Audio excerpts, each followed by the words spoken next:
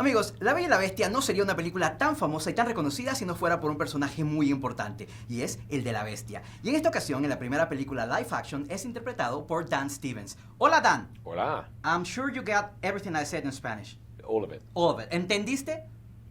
Sí. Yes. Muy bien, muy bien. It's a pleasure to have you here talking about this great movie, a beloved movie that has been a lot of years since the first one or the animated one came out, and now we have a new movie, a new intention, new characters, new feeling, a new love. So what brought you to Beauty and the Beast? Did they call you? Did they say, hey, do you want to audition for this movie? How was the process? Yeah, I auditioned. I put myself on tape singing the Beast song from the Broadway musical, and I sent it to Bill Condon, and I guess he must have liked it. You'd have to ask him. But yeah, auditioned and got the call that they wanted me to do it. So yeah, it's exciting. What was the biggest challenge when they say, yes, you're going to be the Beast?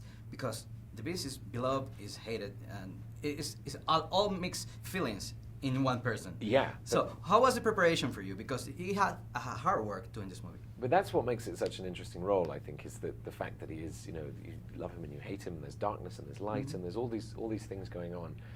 So it was a delicious prospect to get to tackle the role. In terms of practically how we did it, I you know, nothing could really have prepared me for what we were about to do, because nobody had ever done it before.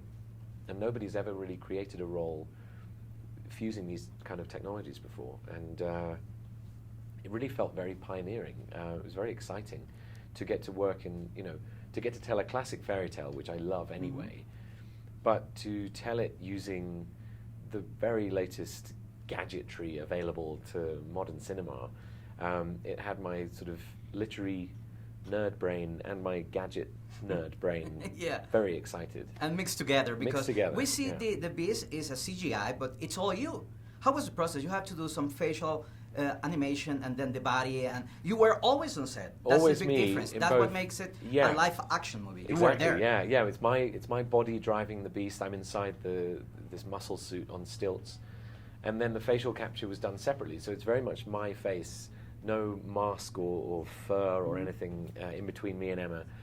But then we would, every week or so, we'd go into a booth and they'd spray my face with UV paint, and I would sit there behind 27 little cameras with UV light, and Emma would sit the other side, and we'd play all of the scenes again, and everything that the Beast had been doing with his face, you know, whether it was eating or sleeping or yelling or reading or waltzing, just do it again with my face. And it's actually you. It's me, and you can kind of see it in the, you know, in the close-ups of the Beast. It's weird how it's weird how much it looks like me, if you know what I mean. And how was your reaction when you saw the final product, when you saw the Beast like in all his glory, like we see in the movie? Yeah, it's amazing. You know, Did you cry? Did you? Oh my gosh, that's me! I'm the Beast. It was very moving, because it felt like it was the culmination of, you know, almost 2 years work for everybody involved. You know, it's obviously my performance inside it was part of it, and we captured that over the course of 5 or 6 months a couple of years ago. But since then, hundreds and hundreds of animators all over the world have been working on, you know, there was, you know, different departments, you know, guys working on the eyes, guys working on the fur, guys working on you know, putting the clothes on the Beast. And so all of the costumes you see for the Beast were really made. They were real costumes. There was giant, you know, this beautiful blue coat that you see. That was a real coat that I never got to wear. They created it, scanned it, and then put it on the Beast digitally, and it moves beautifully. But I don't know, it's mind-bending how they did it. Yeah, it's magical. It's a magical movie, as everything Disney does. What was your biggest challenge when becoming the Beast, and what's your favorite scene? Because I'm gonna say, when you were dancing, the scene when you were dancing, I cried like a kid. I don't know. I even know why. Why am I crying? It's the music, it's the waltz, it's the romance, the turning point of the movie. I don't know.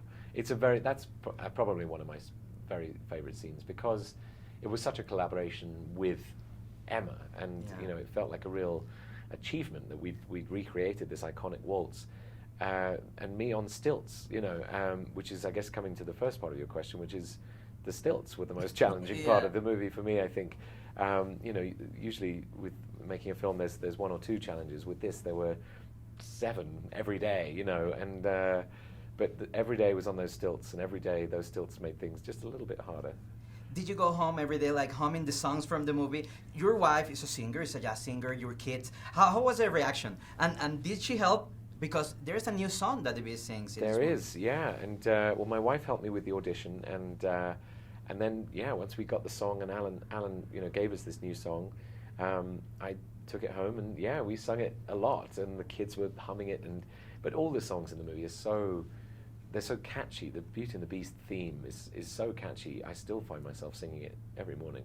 What's the difference we're gonna see when we see this live-action movie compared to the original animated movie? What's the difference on the Beast? With the Beast, I think, well, I suppose it's a similarity and a difference. Really, is the sense of humor. I knew that I wanted people to be able to laugh at him. He's more sophisticated in this one. He is, I suppose, and you know, instead of Belle teaching him to read, she just reminds him of that he can read and that he loves reading. I guess he hasn't read a lot with his big paws, but he has a beautiful library. She reminds him of these things. She reminds him of how lucky he's been, really. And I think that's one of the other things we explore is how perhaps before he was cursed, he really abused his privilege and his, you know, his status. And she really reminds him of you know, of what he has and connects him with that, really. Well, to wrap it up, I need you to teach me how to growl like the Beast. Oh my goodness! Because you were great on that. Thank you. Yes, I mean it's some days it's easier than others. I've got such a sore throat today that it's not really a growling sort of day. But another time I'll okay. give you, I'll give you do the an workshop. audition here. Okay. Wow! Not Is that bad. good? That's pretty Okay, good. I'll get the next one. Thank you, Dan. It's a pleasure. Thank you. Gracias.